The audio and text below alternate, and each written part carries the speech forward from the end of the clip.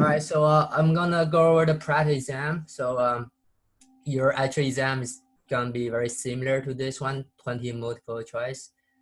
I think there are only 4 short answer, right? So and one bonus question, right? So make sure you answer that bonus question, right? 3 points. So for the multiple choice, about 7 for each chapter. Right? So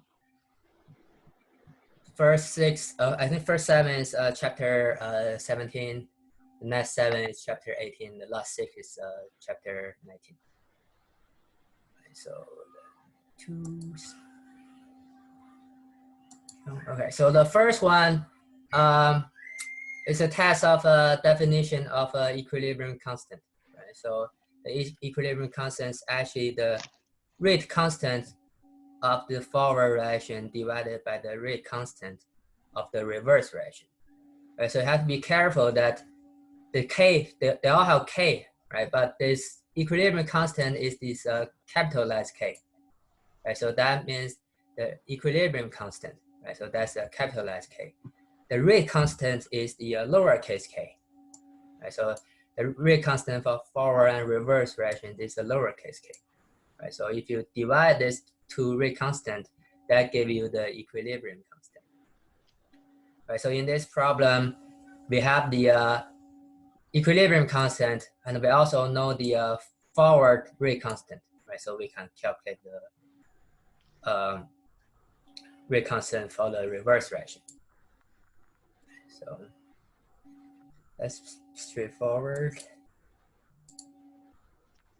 Number 2, so when this system reach equilibrium, right? So the definition is that the forward rate is equal to the reverse rate, right?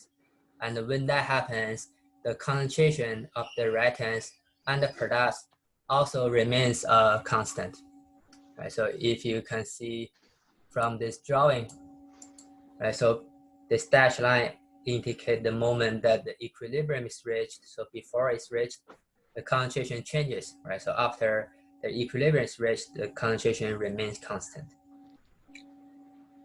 So that's a test on the definition. So number 3 is, which of the following will affect the magnitude of the equilibrium constant? We see this like trillions of times, right? Only a change of temperature will affect the magnitude of the equilibrium constant, or the K value. Right, so the other choices, they change the equilibrium position, right? They change this equilibrium position, meaning that by making these changes, the position of the equilibrium will change, right? Meaning there will be a net reaction, right? Proceed either to the left or to the right, but the K value doesn't changes, right? So if you get the final concentrations, everything, calculate K, you're gonna notice the K value doesn't change. But the position, equilibrium position is gonna change, right? Meaning that the position is gonna be shifted to the right or left, more products or more reactants will be performed, will be generated. So only a change of temperature will change the value of this equilibrium constant. So number 4, so we have this equation, right?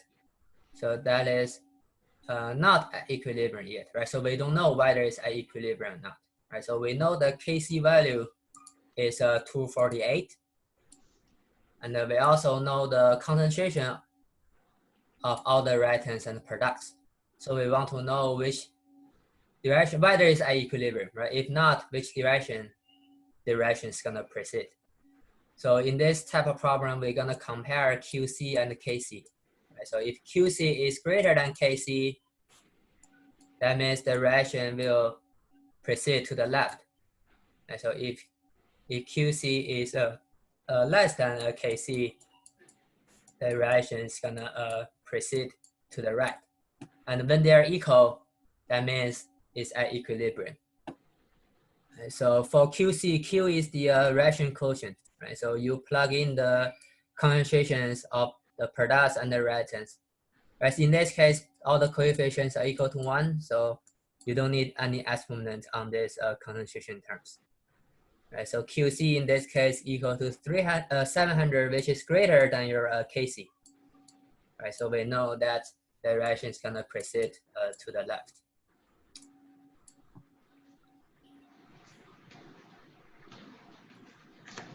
So next one, number 5, is a test on the expression of this QC. Right? So in the lecture, we mentioned that if any of these species in this chemical reaction is liquid, like pure liquid or solid, right? We don't include those in the expression, right? Only those in the gas phase or the aqueous phase will be involved, right, in this expression. For liquid and solid, we will treat them equal to 1. Right? So in this reaction, you have 2 solids. So those will not appear in the expression. So only this silver cation and the zinc cation will appear. And because zinc has a 2, right? So zinc has a 2 as a coefficient, it's a zinc square. Right? So remember that square. I mean, not zinc, silver, sorry. So the answer should be E. Right? Let's keep going. So number 6. So that's a test on how to adjust the equilibrium constant, right, when we modify a chemical reaction. Right, so generally for a chemical reaction, right, so for a chemical reaction, if we flip it, right, if we flip it, meaning that we multiply a coefficient of 1, right, so that change the side of the reactant products. So for the K value, we're gonna do the 1 over, right, so we're gonna inverse it, so 1 over K. Right, so K become 1 over K. And for this reaction, if we do not inverse it, but say multiply a factor of n on all the coefficients. And so we multiply n on all the coefficients.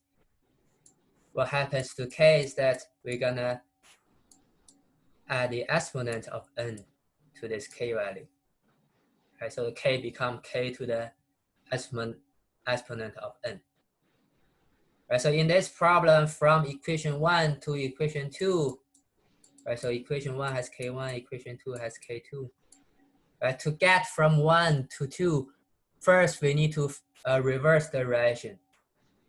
Right, so the K1 becomes 1 over K1.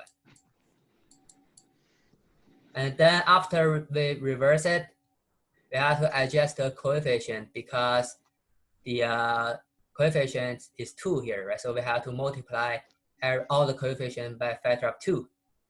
So that 1 over K1 becomes 1 over K1 to the square. Right? So that will be equal to K2. Right? So the answer should be B.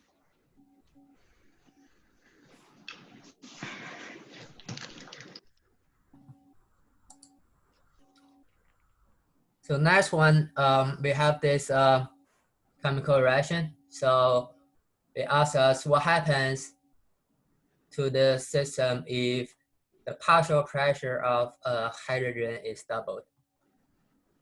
Right. So again, the definition for partial pressure is for hydrogen is a small fraction multiply the total pressure. Right, for the mole fraction of this hydrogen gas, let me use a hydrogen gas here.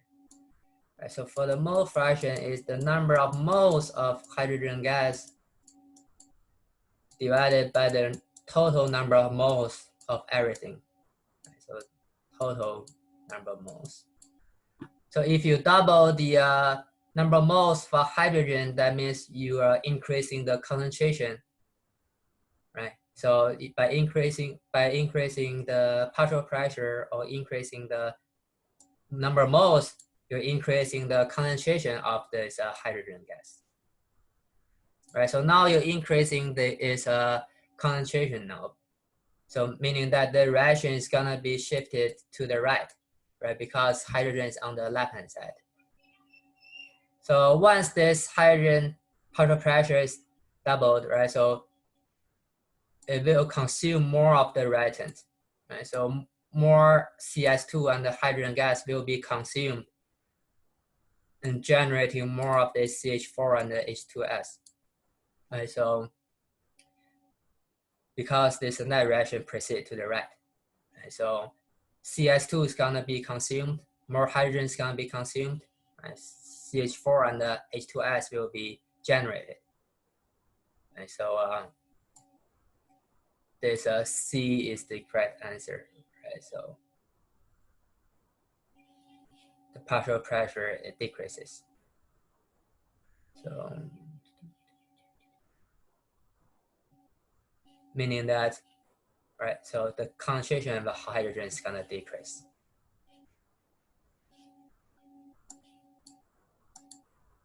Chat. All right, so I'm recording this, right? So I will post the video on YouTube after this. So number 8, you see there's a delta H involved, right? So we know this reaction has something to do with the temperature, right? So here the delta H is less than 0. That means it's an isothermal reaction. So if it's an isothermal reaction, means the heat is generated. So we should put heat on the side of the product. Remember I said you can treat this heat as a substance, right? So a higher temperature means a higher amount of heat, right? Lower temperature means lower amount of heat. So the question asks you, which of the following will decrease the concentration of CO2? So you want to consume this CO2, right? So because CO2 is on the left-hand side, so you want this net reaction proceed to the right. So you want to find out which of this effect will make the net reaction proceed to the right. Right, so in this case, the answer is B, because lowering the temperature is lowering the amount of heat. Right, so if you lower the amount of heat, which is on the product side, the reaction is gonna proceed to the right to generate more heat. Right, to reduce the effect, right, of this reduced heat. Right, because by definition, this net reaction should help reduce the effect of this change or this disturbance to the equilibrium. Right, when you lower the temperature, reduce the amount of heat, right? So a net reaction is gonna produce some of this heat, right, to reduce that effect. So if you have a net reaction proceed to the right, that's gonna consume CO2, right? So the CO2 concentration will decrease.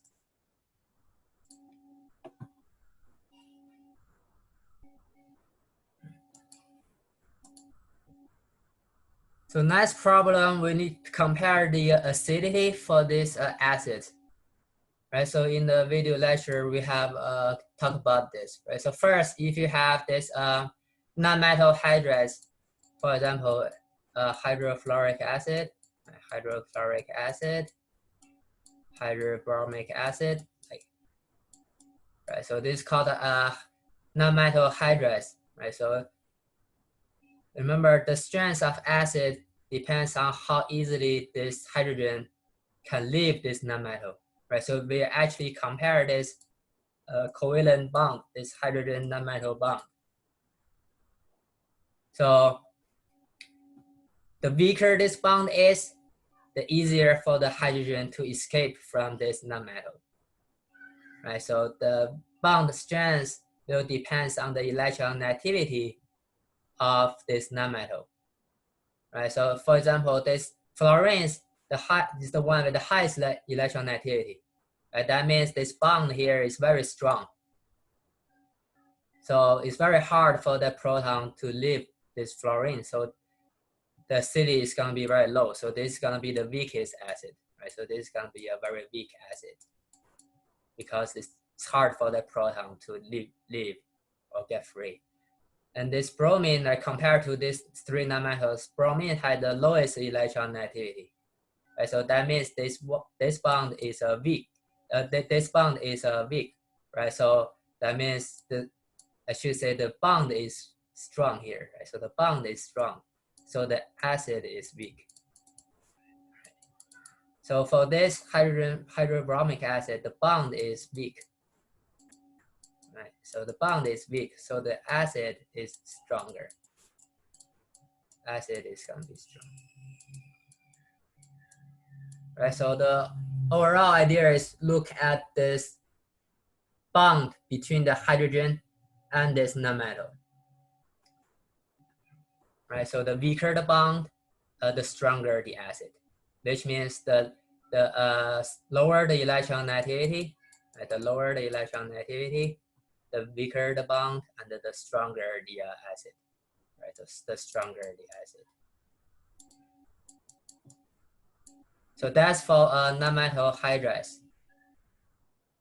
Right, for in this case, we have this hydrogen bonded to a oxyanion. Right? Oxyanion means you have a polyatomic group with a nonmetal as the central atom with oxygens around it. Right, so those are called oxoanions. Right? So let me use another color here. So for this type of acid, although in the formula, right, the hydrogen is written next to this nonmetal, but actually in the structure, in the Lewis structure, the hydrogen is actually bonded to the oxygen, one of the oxygen, right? So you have the nonmetal here in the center and a different number of oxygens surrounded. So this hydrogen is actually bonded to this oxygen. So you're looking at the bond strength of this hydrogen and the oxygen bond. Right, so again, the weaker this bond, the stronger the acid. So the strength of this bond will depend on the electronegativity of this nonmetal and also the number of oxygens around this nonmetal, because oxygen is also very electronegative. Right, so in this case, say if we compare C and D, right, if we compare C and D, we have the same type of nonmetal as the center atom. So the more oxygen it has, right? So the more oxygen it has, so the more electrons will be pulled away from this region, from this hydrogen-oxygen region. So because oxygens are electron native, right? So this oxygen atom is gonna pull the electrons away from this bond. That will weaken this bond. Right, so that bond will become weaker. So it's easier for this proton to leave this oxygen. So that will make the acid stronger. Does that make sense? All right, nobody answered. All right, so you have a same nonmetal. Right, so the more oxygen atoms around the nonmetal, the stronger the acid. Right, so if you have same number of oxygen but different central nonmetals, for example, if you compare B and C, right? So you have the same number of oxygens but different central nonmetal. So you're gonna compare the electronegativity for this nonmetal, right? So the higher the electronegativity, that means more electron will be pulled away from this bond. That will make this bond weaker. So the acid is gonna be stronger. So for the same number of oxygen, but different nonmetal, right? So the higher the electronegativity, then it means that the stronger the acid, right? So stronger the acid.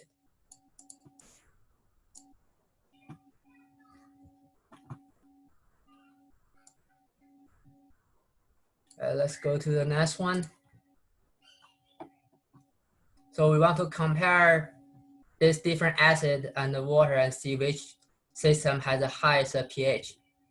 Right, so first, I can simplify this problem by comparing the first four, A, B, C, D. Right, so we mentioned that for this acid, right, pKa is a good indication of the acidity of the acid. Right, so pKa is the native log of a Ka value. Right, so for Ka, like the greater than Ka, the stronger the acid. But in terms of pKa, because it's a native log of Ka, right? So the smaller the pKa, the stronger the acid. Right, because Ka is equal to 10 to the negative pKa. Right, so in this case, I have these 4 pKa values for this for this acid. Right, so I know that the one with the highest pKa will have the highest pH. Right, so all I need to do is compare the pH of this first one with the pH of water. For water, pure water, we know the pH is equal to 7 because the Kw is equal to 10 to the negative 14, which is equal to proton concentration times hydroxide concentration. Right, that's from the dissociation or the auto-ionization of water. Right, so in this case, they're equal, so both of them are 10 to the negative 7. So the pH for pure water will be equal to 7.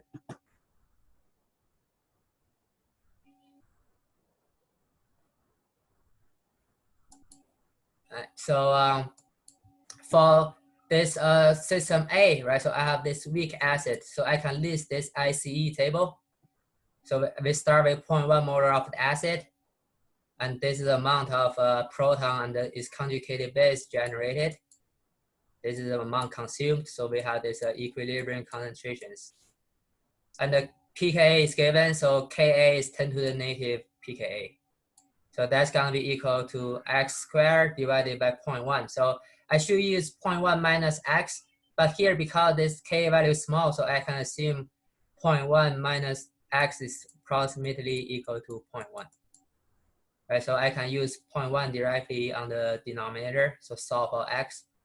X is the proton concentration, right? So I can convert that into pH is 5.4. So this is the highest pH among A, B, C, D. So compare that with water. Water has a higher pH. So I know in this case, water will have a highest pH. But if you do the calculation for the PCD, you're gonna find out the pH is actually lower than 5.4.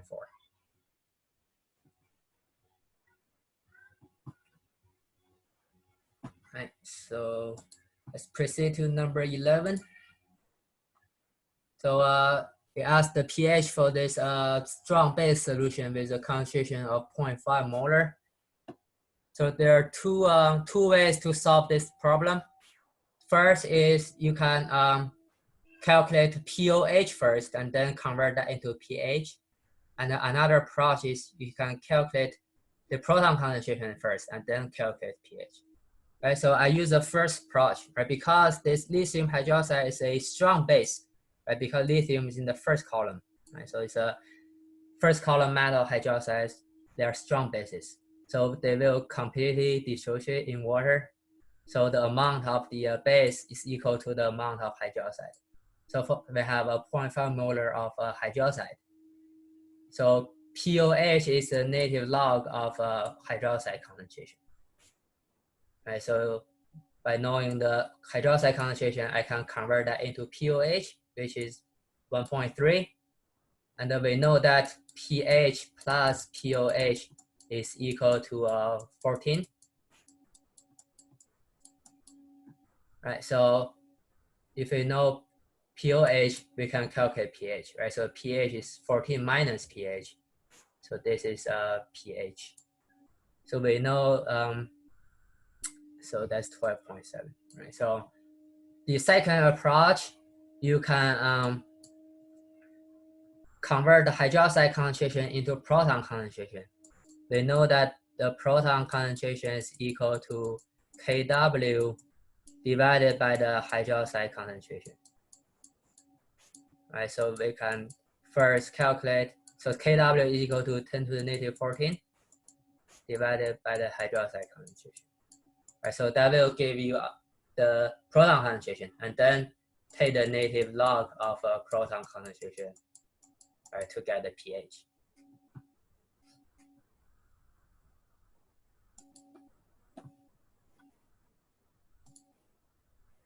So number 12, we are given the pH, and then we want to calculate the hydroxide concentration. Right, so again, there are two ways to solve this. Right, so in this example, I first convert the pH into a proton concentration. Right, so if you know the pH, the proton concentration is 10 to the negative pH. Right, so you can convert pH into a proton concentration. And then using the relationship that the hydroxide is equal to Kw divided by the proton concentration, you can convert the proton concentration into hydroxide concentration. Right, so that's the first approach. The second approach is that you can first calculate the pOH, right? So you know pH, so the pOH is 14 minus pH. Right, so that is 9.71. Right, so that is the pOH value. Right, so the hydroxide concentration is 10 to the negative log of a pOH. I mean the 10 to the negative pOH. Right, so that will give you the same answer here. Right, so both way you can solve for this type of a problem.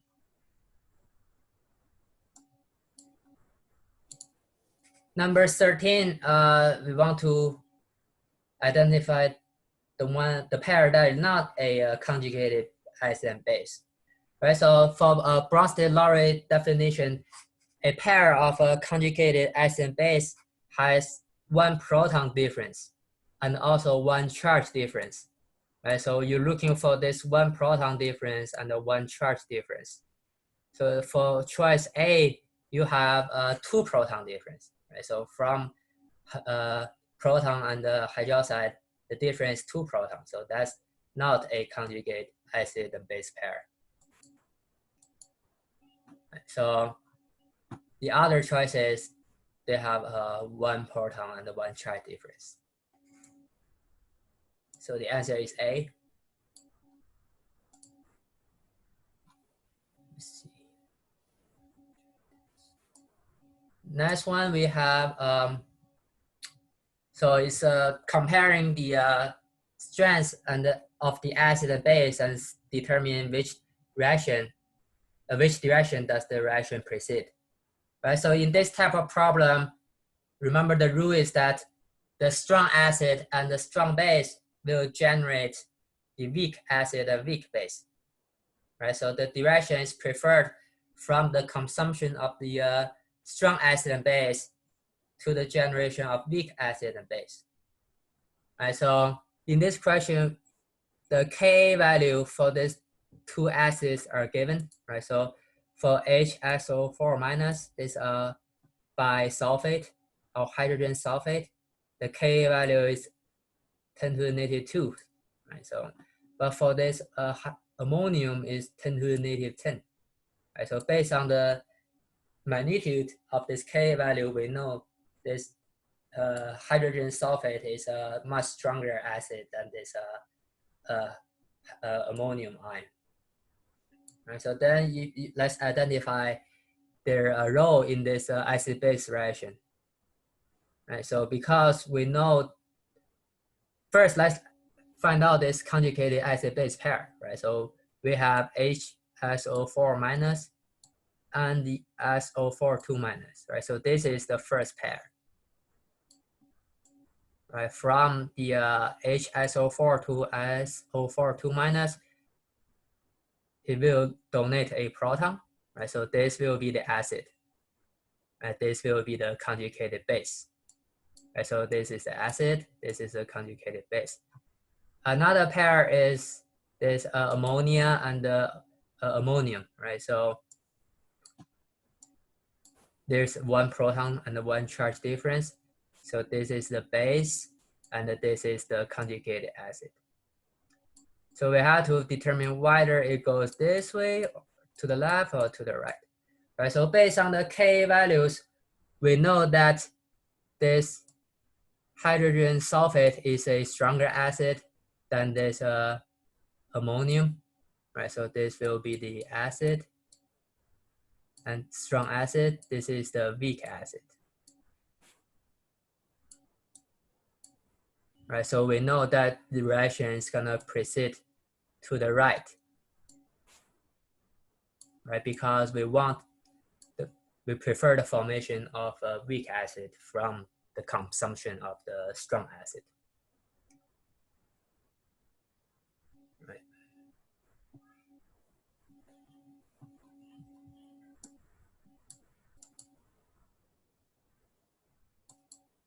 Number 15. So which of the following measure give you a buffer system? So for a buffer system, we must have this common ion effect. So this common ion also must be a part of a weak acid and a weak base.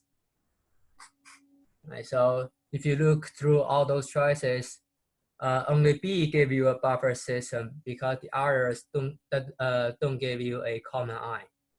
Right, so for B, you have a carbonic acid and a bicarbonate. For this carbonic acid, is a weak acid. It will dissociate and it becomes bicarbonate ion and a proton. Right, so you have this bicarbonate generated and also this bicarbonate originally mixed in there. So that's the common ion.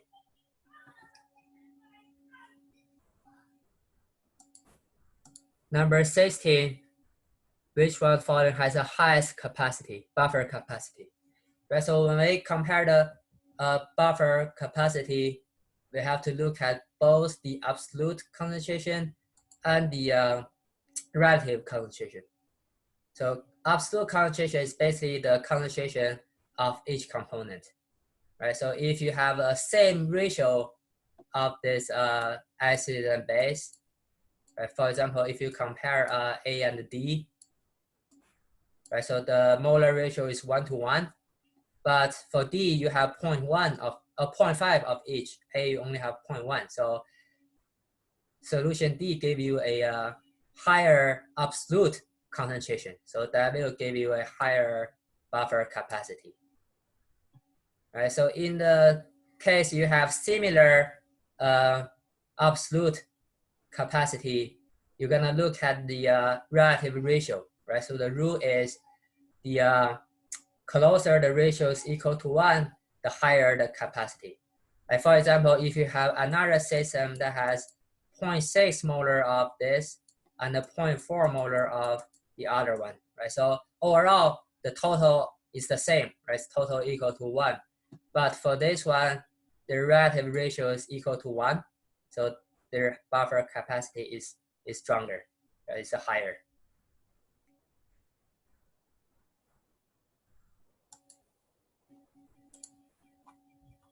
Next one, when a strong acid titrated with strong base, the pH at the equilibrium point.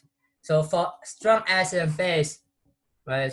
So without any exception, the equivalence pH will be equal to 7, right? Because strong acid totally dissolute gave you proton, and the strong base totally dissolute and give you hydroxide, right? So they will generate water, right? So the concentration of each is going to be equal to 10 to the negative 7. So the equivalence pH will be equal to 7. Right, so when we have a weak acid and a strong base, right? For example, in problem number 18, right? So we ask us which curve represent the titration between a weak acid and a strong base, right? So we know that the curve should be choice B, right? So we know it's a weak base because you notice the starting pH, right? So compared to a strong acid and strong base, the starting pH is higher, right? So that means it's a weak acid. And then you're adding the strong base. So this region is called the buffer region, right? So if you look at the shape of this curve, right, the equivalence point is about right here. So that corresponding pH is greater than 7. Right, so that's because for this weak acid,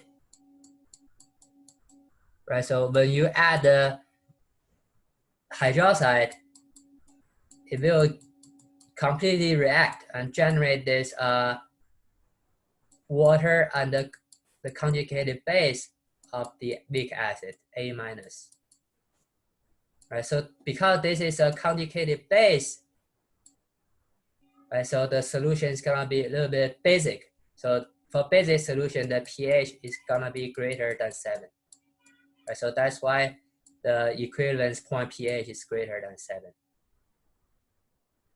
Right, so when you add, say when you add a strong acid into a weak base, right, so at the beginning you still have the buffer region and you have this curve, right? So the equivalence point, the corresponding pH is gonna be lower than 7, right? It's gonna be lower than 7 because when you add a strong acid into the weak base, right? So that will generate some of this conjugated weak acid, and this weak acid is acidic, right? So acidic means the pH is less than 7.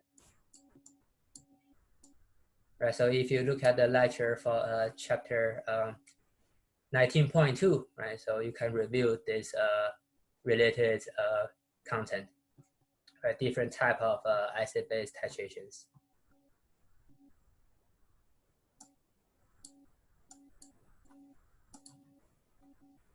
So number 19 is related to the solubility constant. So we have calcium hydroxide. So when they dissolve, it gave you 1 calcium and 2 hydroxide, right? Remember there are 2 hydroxides because this substrate is 2, right? So we mentioned that this KSP value, right? This KSP is equal to calcium concentration, right? Multiply the hydroxide concentration to the square, right? Remember the square because the coefficient.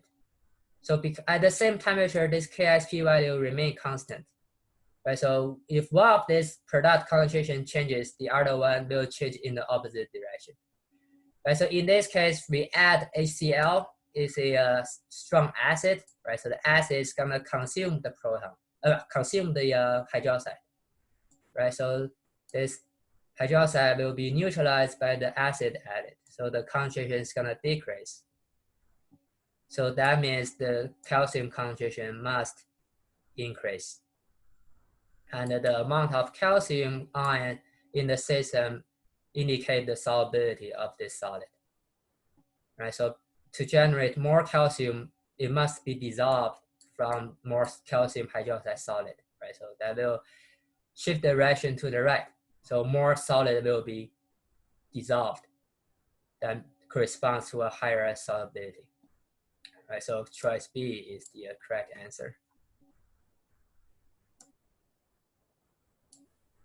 So number 20, the expression for the solubility constant, KSP. Right, so for this ionic compound, based on the substrate, there's 3 calcium and 2 phosphate. It should be 3 minus. Right, so when they dissolve, it gives you 3 calcium cation and 2 phosphate anion. Right, so for calcium, you need an exponent of 3, and for phosphate, you need an exponent of 2. Right, so the answer is C.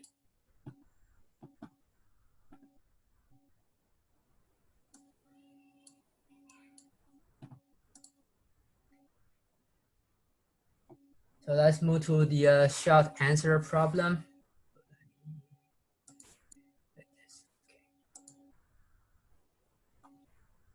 Right, so you have a chemical reaction, and at the beginning you have some of the B and the C, right? So you have no A, but you have some B and some C, and you allow this reaction to reach equilibrium. So part A asks you what's the equilibrium concentration of A. So first, we must convert the amount of B and C into molar concentration. So we know the number of moles and the total volume. So divide the moles by the volume, give you the molar concentration. So now let's list the ICE table. So we start with 0 amount of A, 0.4 B, 0.6 of C. So to indicate the change of concentration, remember this A has a coefficient of 2, so it's plus 2x. Here I use positive because I'm sure that A will be generated because I have no A at the beginning, right? So I'm pretty sure the reaction is going to proceed to the left. So I use positive, right? So have 2x and then consume x for B and C, right? So minus x for B and C. So this will be the equilibrium concentration. So we know the Kc is equal to 0.035. So by plugging these equilibrium concentrations, we can solve for x. So the most important thing here when you do the calculation is that a lot of times I see students forget about this square. If you forgot about this square, you probably won't be able to solve for x, right? The square comes from the coefficient of 2. So for the concentration of A at equilibrium, because it's coefficient 2, you must have the square here. Right? So if you solve for x, you're gonna have a 0.339. So then you can plug this x value into this equilibrium concentrations and solve for the equilibrium concentration. Right? For A, it's gonna be equal to 2x, so that's gonna be 0.678. Right? So if the question asks you the equilibrium concentration for B and C, you can do the corresponding calculation here and here. Right? So part B, we ask, so when this equilibrium reached, right, in the part A, we add 8 moles of B again, and allow it to re-reach the equilibrium. So what is the new concentration of A at this new equilibrium? Right, so the approach is similar, but we have to be careful with the initial condition for this net reaction, right? So after we add this 8 moles of B on the already existing equilibrium system, we can like disturb this system, right? So we know that there will be a net reaction happen until this new equilibrium is reached. Right, so first we have to figure out the concentration of everything at the initial equilibrium. Right, so from the calculation in part A, we can get the concentration of A, B, and C, right, at this original equilibrium. And after we add 8 moles of B, that corresponds to 0.4 molar. Right, so for B, the concentration is gonna be this initial concentration plus this 0.4 added. Right, so this will be the initial concentration. Right, so the same approach can be used for the change of concentration. And this will be the new equilibrium concentration. Right, so the temperature didn't change, so we use the same Kc value, and then we solve for the x in this net reaction. In the real exam, you have a similar problem like this, but I mentioned in the problem that you do not have to solve for x, right? Because if you don't have a calculator, it's gonna take you like probably 5 to 10 minutes to solve for x, right? It's very complicated equation. So if you leave your final answer like this, I'm okay with that, right? So you don't have to solve for it. So in this case, I solve for it is equal to 0.15152. So the new concentration for A will be the original concentration plus 2 times x. Again, in the exam, I'm looking for this equation, right? With x being the only unknown. and that's good enough.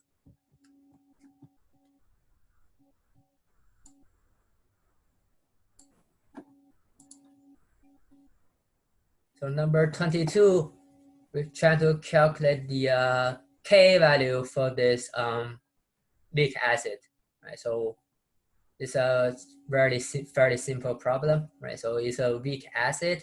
We know the initial concentration, and we also know how much proton is produced,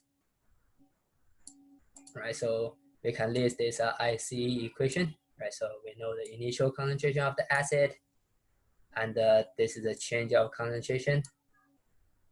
Right? So we know at equilibrium, the proton concentration is 3.77 times 10 to the negative 4, right? So this is given. So that's equal to X. And so that's equal to X. So to calculate Ka, we just plug in this equilibrium concentrations. And so for the denominator, right? So I assume that 0.05 minus X is approximately equal to 0.05. Right, so I didn't use 0.05 minus X as the denominator. I just used 0.05. And I got this Ka value. Right, so everything is given here. So why I use this? Because I can make the assumption like this, right? Because if I compare this X value, right, so 3.77 times 10 to the negative 4,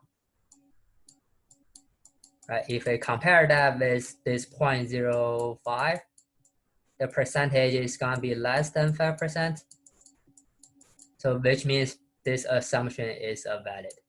But if this percentage is greater than 5%, I must use 0.05 minus X. Right, so that will complicate the calculation.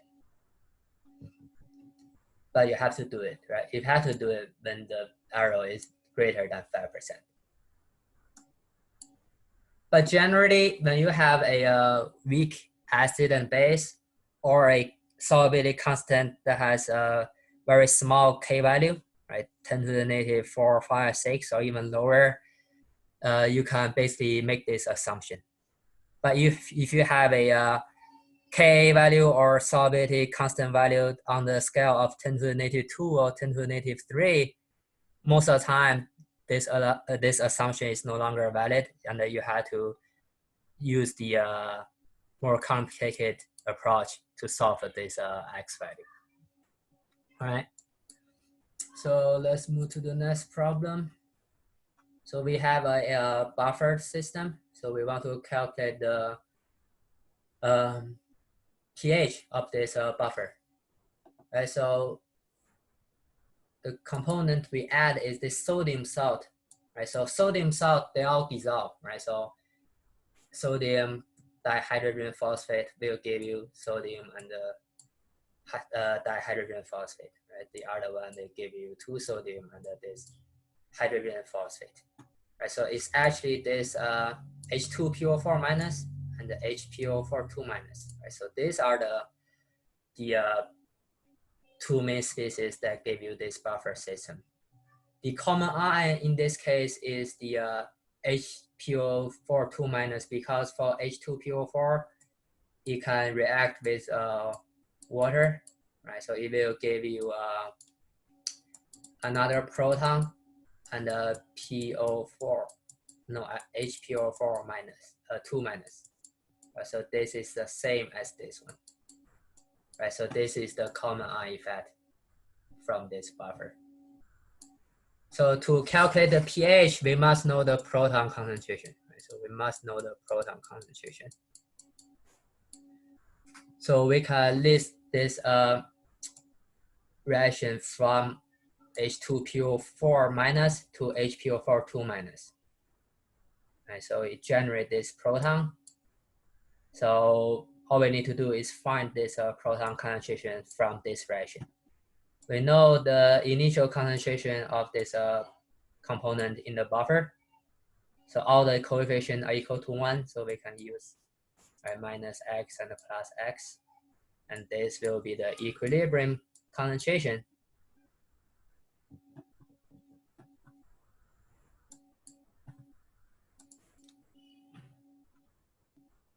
Right, so here again, I know the equilibrium constant, right, is on the 10 to the negative 8 scale, so I can assume that this x, right, is very much smaller compared to 0.2 or 0.4.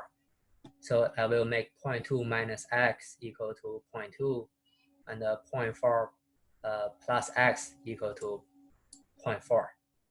Right, so I can say Ka equal to x, right, which is the proton concentration, times 0.4. So instead of 0.4 plus x, I use 0.4 here. And on the denominator, instead of using 0.2 minus x, I use 0.2. Right, so that will make my calculation much simpler. So I solve for x, which is equal to the proton concentration, and convert the proton concentration into pH.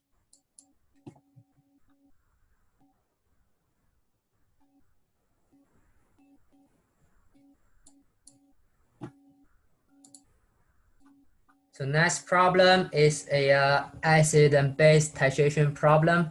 So we're adding the strong base sodium hydroxide into the weak acid. Right, so we know the curve is gonna look like something like this, right? So we have a buffered region before the equivalence point, right? So in this case, we can use this equation here, right? So we know the Ka value for the weak acid, so we know the pKa. So all we need to do is find out the concentration of the weak acid remaining and the conjugated base generated when 22 milliliter of this sodium hydroxide has been added. Right, so we want to find this and this, or their ratio. Right, so first, let's think about what happens when this strong base is added into this weak acid. Right, so the reaction between this weak acid and the strong base is the conversion from the weak acid to its conjugated base. And this reaction is 100% completion almost.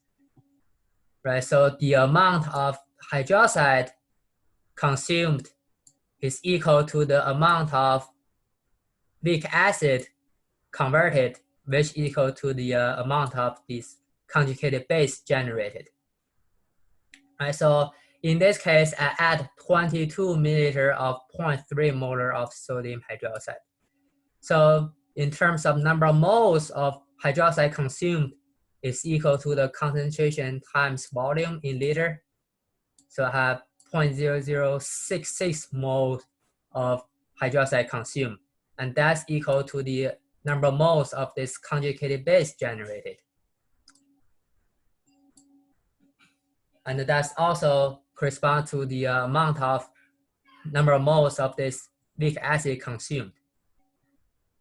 Right, so we start with 0.0075 moles of the weak acid. We consume 0.0066. So there are 0.009 moles left. Right, so this will be the number of moles for HA left. And this will be the number of moles of conjugated base, right, generated. But we want the ratio of the concentration.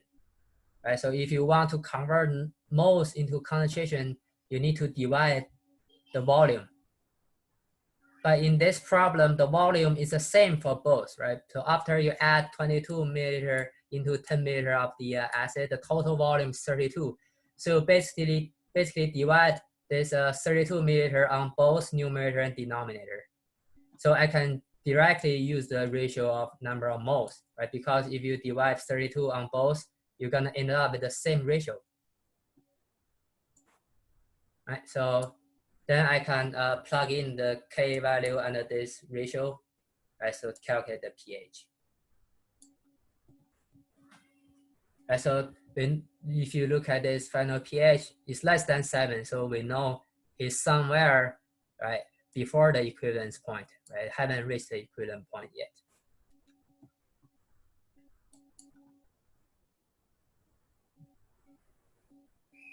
So for part B, it asks us how much this 0.3 molar sodium hydroxide is required when the pH of the system is equal to the pKa. Right, so this is related to a special feature of this acid-base titration curve between the weak acid and the strong base.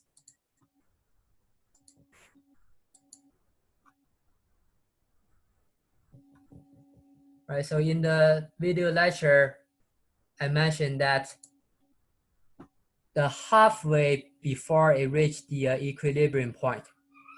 Right, so in this buffer region, this middle point corresponds to a pH equal to the pKa of the acid. Why? Because if you look at this reaction again, this equation, right? So if the amount of base added is halfway to the equivalence point, you're gonna consume half of the weak acid. So the ratio here is equal to 1 to 1. Right, so a log of 1 equal to 0. So the pH equal to pKa. So for this problem, all we need to do is calculate how much of this sodium hydroxide is required to reach the equivalent point. Right, so at the equivalent point, the amount of acid is equal to the amount of base. So you can use M1V1 equal to M2V2. So for the acid, you have 10 milliliter times the concentration. For the base, you have concentration, so you can solve for this volume, V2. So that will be corresponds to 25 milliliter. So it means it requires 25 milliliter of sodium hydroxide for this system to reach the equivalence point. So half of that is 12.5, right? So it means it takes 12.5 milliliter of sodium hydroxide for the system pH to be equal to a pKa value of the acid. Right, so remember this this point, right? So under this relationship, you're gonna see a similar problem like this, right, in the actual exam. So the last one, I forgot to take a photo of it. I will re-upload this solution, but let me put that out. So the last problem is related to the equilibrium, the solubility of a compound. So let's see.